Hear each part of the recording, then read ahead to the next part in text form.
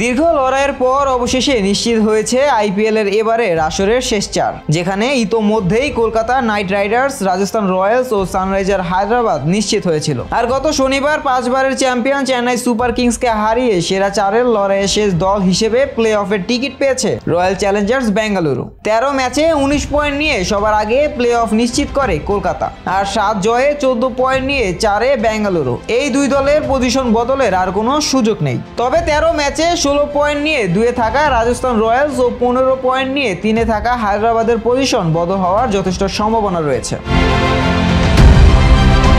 Round robin league শেষে যারা 2-এ থাকবে প্রথম কোয়ালিফায়ারে কলকাতা তাদের মুখোমুখি হবে। সেখান থেকে জয়ী দল চলে যাবে সরাসরি ফাইনালে। রয়্যাল চ্যালেঞ্জার্স বেঙ্গালুরু খেলবে এলিমিনেটর, তাদের প্রতিপক্ষ হবে লিগ পর্ব শেষে 3-এ থাকা দল।